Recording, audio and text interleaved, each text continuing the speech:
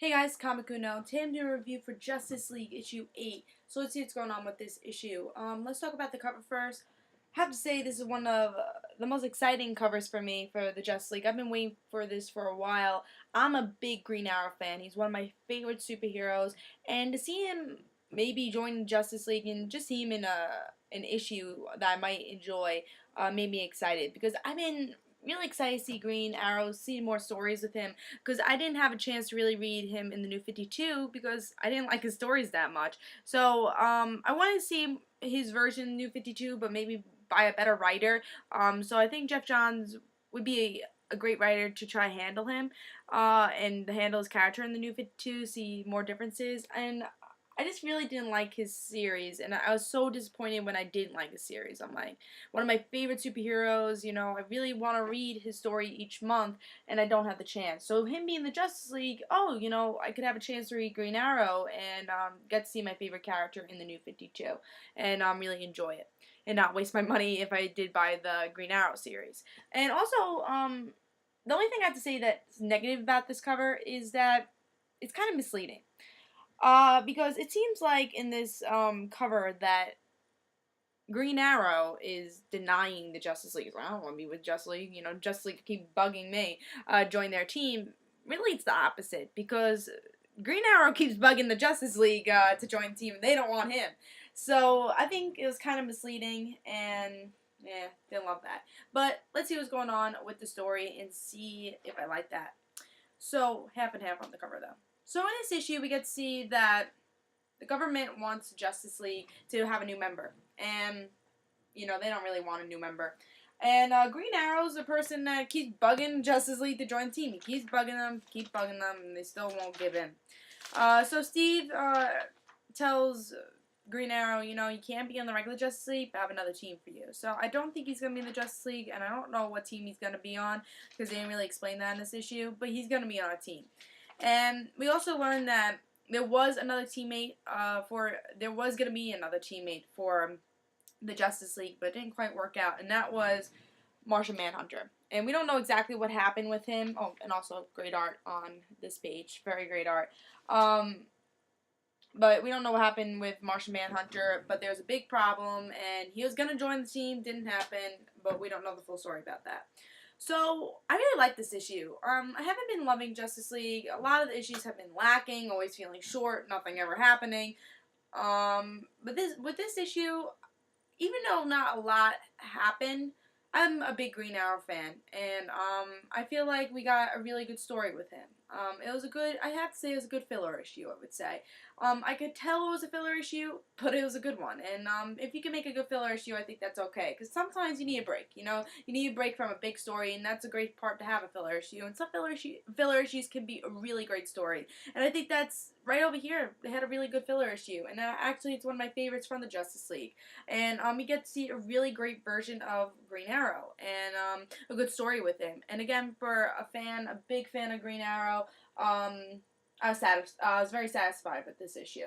Also, I love how we have a possible story with Martian Manhunter, seeing how he joined the team, how he didn't join the team, and seeing how he betrayed the Justice League. Another great thing was I liked the art a lot better in this issue than the art before from other issues.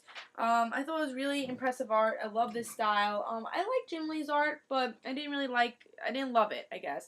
I actually like this style better for the Justice League. But I do love how Jim Lee was so creative with how he created the costumes and how different, the different appearance for the Justice League. I love how he created that, but sometimes he was lacking on the art. Sometimes it could be sketchy from Justice League from before. So I was very impressed with this art.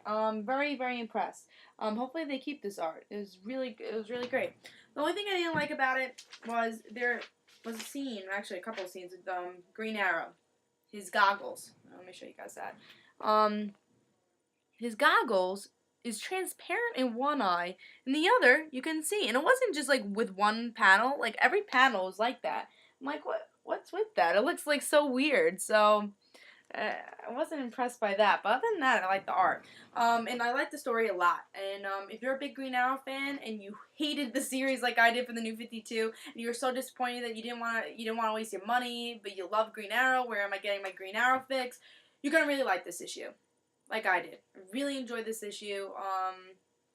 I haven't really enjoyed Justice League issue. Really thought Justice League issue was great for the New 52 in a while, and I'm glad that we have a really great issue. Let's talk about the Shazam backstory now. Good art for the Shazam backstory, and good story. We're getting to really learn more about Billy, and learn, I guess, more about his family, his new foster family, and we learn how all these different kids are with him. We get to see Mary, we get to see Freddy.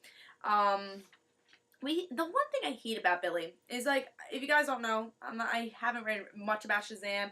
Seen Shazam and Young Justice. I know who Shazam is. I know his whole story, but like, I know he's not mean. He's not a grumpy person, and in this backstory, he's a very grumpy person. I hope he kind of grows out of that as this backstory continues, or secondary story continues.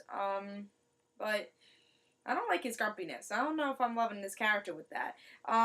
But still, I know why he's grumpy. You know, he's like, he feels depressed, I would say. But hopefully he learns that he has a family now, and maybe he can make friends with his family, and hopefully he does learn that. And I can't wait to see when he has his actual powers, when he actually becomes Shazam.